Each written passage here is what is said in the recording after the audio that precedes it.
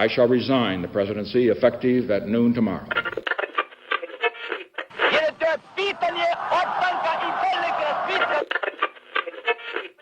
Sejam todas, todos e todos muito bem-vindos a mais um episódio de Mundo de História. E, no episódio dessa semana, eu vou falar com você sobre um evento que fez 80 anos no último dia 6. Eu vou falar com vocês sobre a Operação Overlord, também muito conhecida pelo Dia D, a invasão aliada à Normandia durante a Segunda Guerra Mundial, mais precisamente no fim da Segunda Guerra Mundial, em junho de 1944. Eu vou tentar trazer para vocês um panorama de como a operação foi planejada, das técnicas utilizadas e das suas consequências. Então, vamos entender um pouco mais sobre esse evento e a sua importância para a Segunda Guerra Mundial e o fim do maior conflito do século XX. Through the gates of hell, as we make our way to heaven, through the Nazi lines.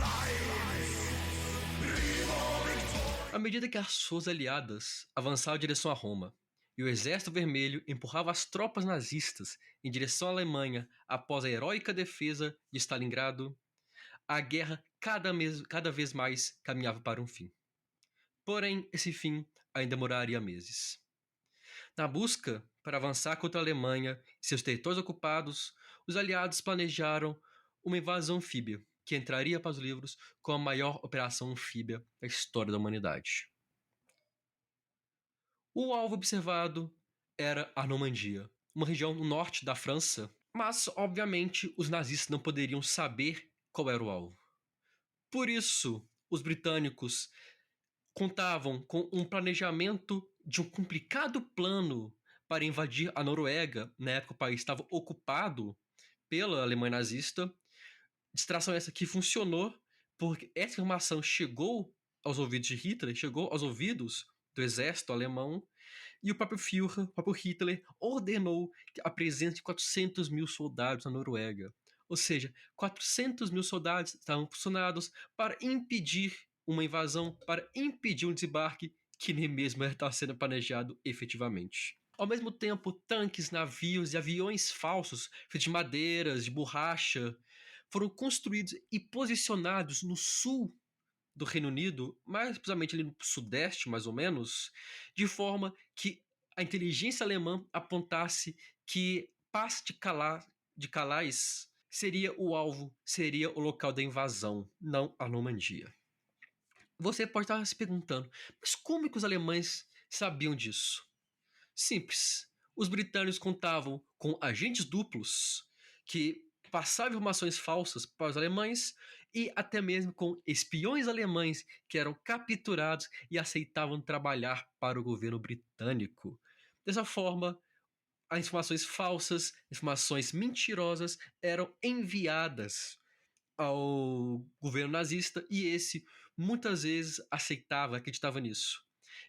Pode saltar, inclusive, que em alguns casos os generais tentavam avisar, mas Hitler, na sua impaciência, na sua vontade de ter a última palavra, não aceitava as críticas, os avisos dos generais, e nós vamos ver o porquê que isso foi problemático para a Alemanha nazista. Para o sucesso da operação, seria necessário uma coisa muito importante: impedir que reforços alemães chegassem à Normandia. E para isso seria necessário a destruição de ferrovias e pontes e também, infelizmente, a destruição de cidades. Winston Churchill, na época, o primeiro-ministro britânico e primeiro-ministro britânico por quase toda a Segunda Guerra Mundial, falou que isso não era sábio por conta das baixas civis, que jogaria a população civil contra os aliados.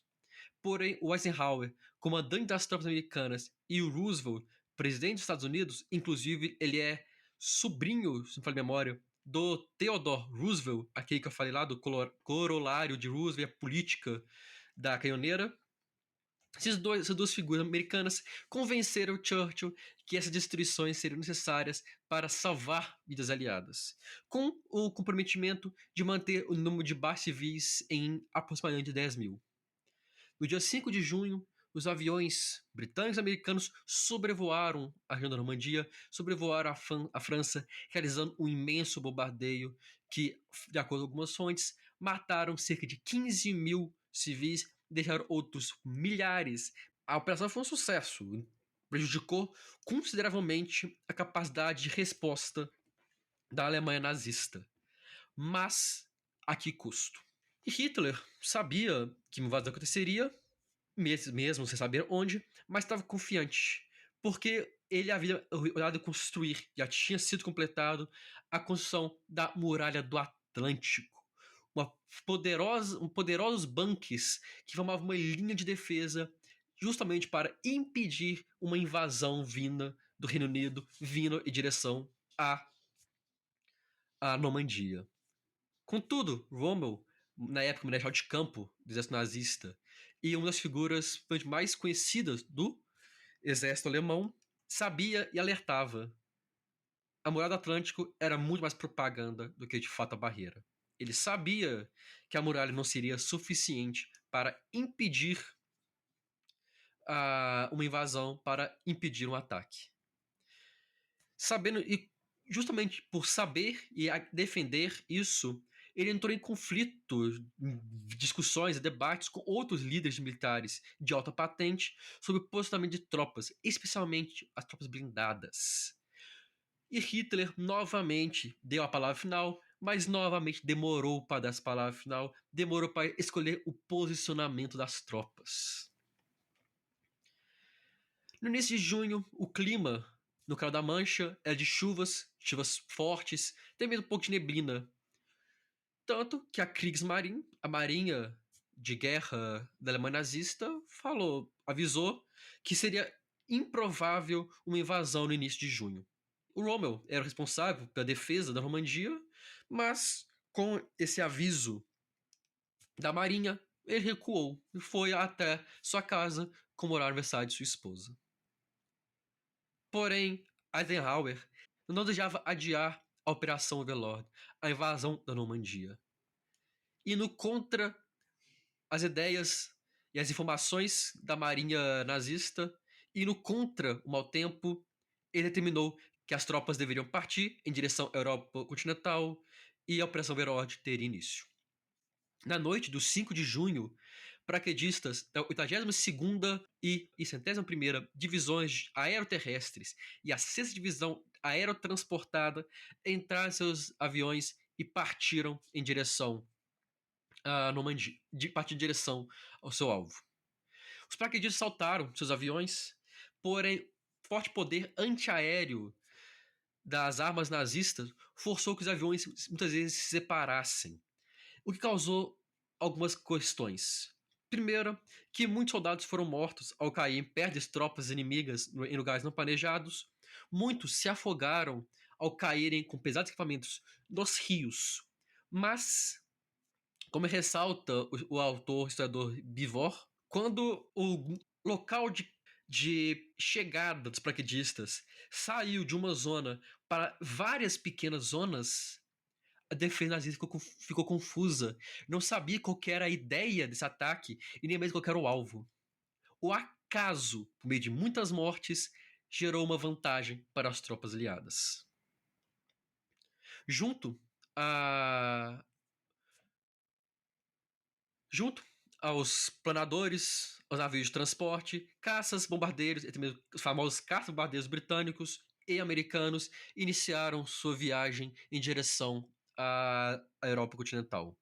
Ao mesmo tempo, os militares comeram um farto café da manhã e às 4 horas da manhã estavam embarcando nos pequenos barcos para iniciar a operação. Vale ressaltar que as barcas movimentavam devido à chuva ao mar agitado, junto com o farto café da manhã e provavelmente com nervosismo, levou vários soldados a passarem mal, a vomitarem dentro e fora dos barcos. Dá para ter mais ou menos uma noção do caos que estava naquele momento. Com o nascer do sol, os poderosos navios britânicos abriram fogo contra as defesas normandias, que agora, com o dia clareando, perceberam o tamanho do inimigo que iam enfrentar.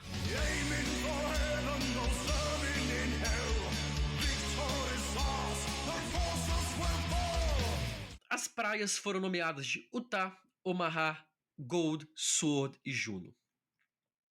Na praia de Utah, a 4ª divisão de infantaria americana não enfrentou muita resistência e rapidamente conquistou a praia.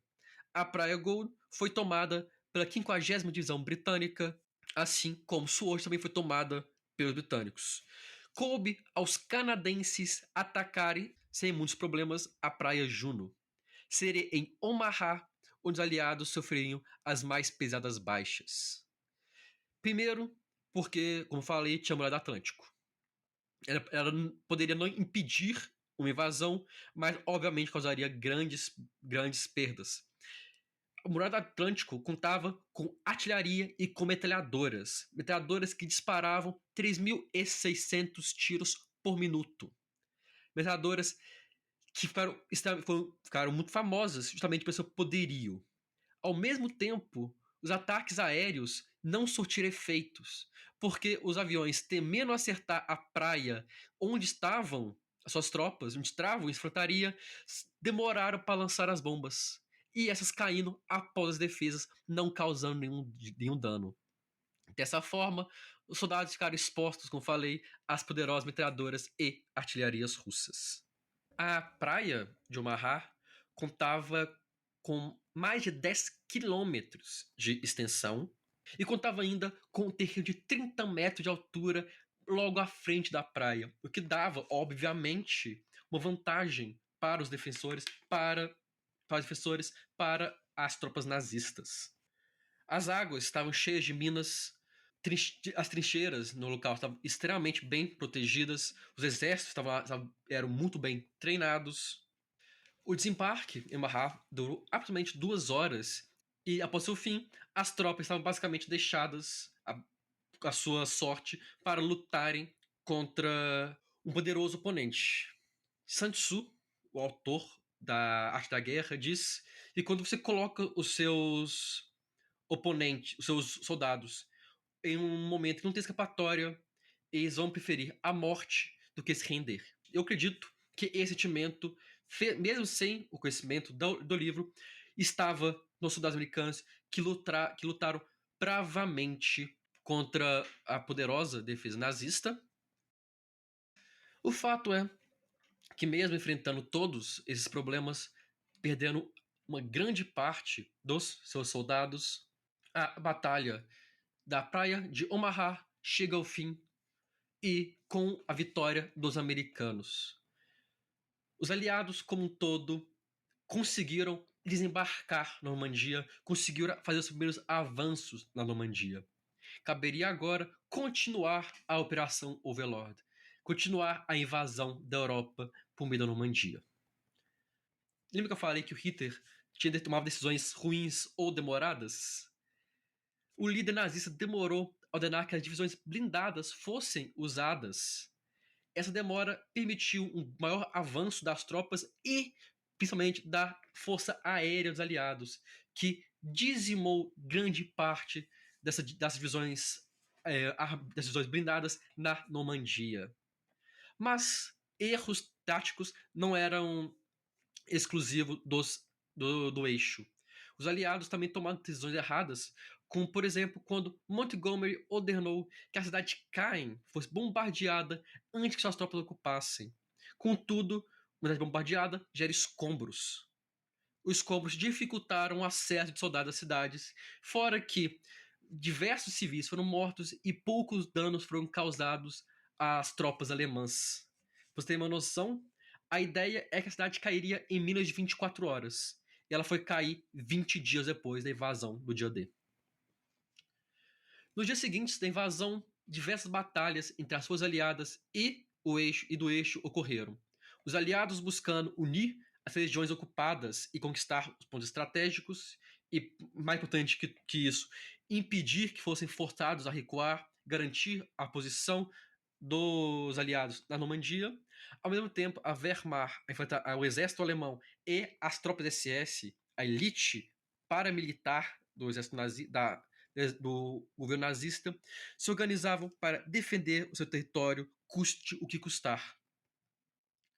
Inclusive, a tropa da SS que estava lá era justamente a 12ª Divisão Hitler da SS, conhecida e descrita pela sua devoção à figura de Hitler, muito por conta da doutrinação e personalismo, características marcantes do regime.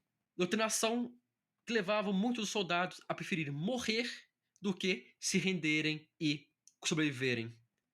Esse é o grau de doutrinação, de comprometimento com a morte, com a defesa do Estado alemão que esses soldados tinham. A posição da Hitler da Alemanha se tornava cada vez mais complicada, mas justamente ex-soldados doutrinados, prontos a se sacrificar ao máximo para defender a Alemanha, tornava a defesa da Normandia uma defesa espetacular. Não infalível, mas muito poderosa e difícil, e que cairia com muito confronto, com muito sangue. Mas a situação nazista era bem grave. Mesmo com todo esse fervor de defender Hitler, defender a Alemanha, os números falavam altos. Por quê? Enquanto lutavam na Normandia, o exército nazista também lutava no fronte oriental contra a União Soviética. E eu destaco a batalha, uma batalha na Bielorrússia, onde as tropas nazistas foram cercadas e 28 das 34 divisões foram destruídas. Algo em torno de 400 mil baixas. Um exército recuperar disso não é fácil. Especialmente quando você estava já no 5º ano de guerra e em um momento que você está sofrendo derrota atrás de derrota contra o seu maior oponente na época, a União Soviética. Junto a isso, a Itália estava sendo derrotada no sul da Europa. A situação nazista podia ser estável na Normandia, mas no todo, na grande figura, era de um império, era de uma nação, de um exército que caminhava para sua derrota. Por meio de inúmeras batalhas, pesadas perdas, milhares de feridos, os aliados ganhavam cada vez mais território, à medida que forçavam o exército alemão e a SS a recuar. Uma das batalhas mais famosas foi a batalha na Falaise, onde novamente as tropas foram cercadas e 50 mil alemães foram feitos prisioneiros, mais uma perda de milhares de equipamentos militares. Junto com essas perdas, os nazistas tinham que ver ainda mais 150 mil soldados aliados embarcando na Normandia. Ou seja, à medida que os alemães eram perdidos cada vez mais soldados e não conseguiam repor, pelo menos não rapidamente, essas perdas, os aliados desembarcavam cada vez mais soldados na Normandia. Paris, a capital francesa, ocupada desde 1940, não era um alvo prioritário dos americanos, que acreditavam que tinha que aproveitar o recuo das tropas nazistas para empurrar os alemães o mais rápido possível e chegar a Berlim. Porém, uma série de revoltas se iniciaram na cidade que enfrentavam uma greve policial e forçaram os Estados Unidos a mudar de planos. Eles não queriam correr o risco de uma revolta socialista emergir em Paris e criar um governo socialista na França. Curiosamente, as tropas alemãs em Paris não demonstravam mais capacidade de lutar contra os partisãos e muito menos de lutar contra as tropas aliadas. Algumas batalhas ocorreram em torno de Paris, mas nada que impedisse que os franceses americanos entrassem na capital francesa. Houveram alguns pequenos confrontos que se viram basicamente para o comandante alemão da defesa de Paris ter desculpa de que ele lutou antes de se render, mas o fato era, a cidade das luzes estava novamente livre. Com a mesma velocidade que a Paris caiu, Paris foi recuperada pelos franceses, e agora com apoio alemão.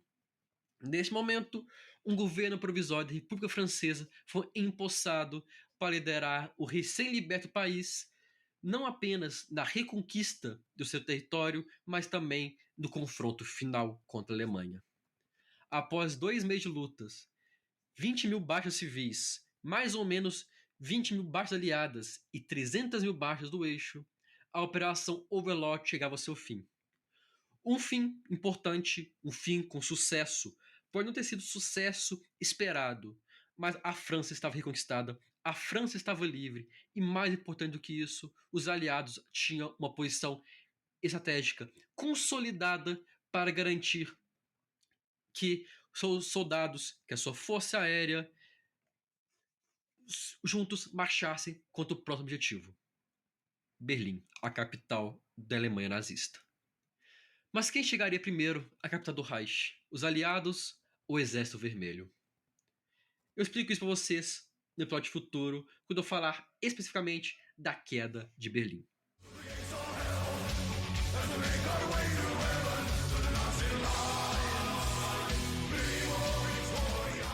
Eu agradeço a todo mundo que escutou o episódio estar aqui.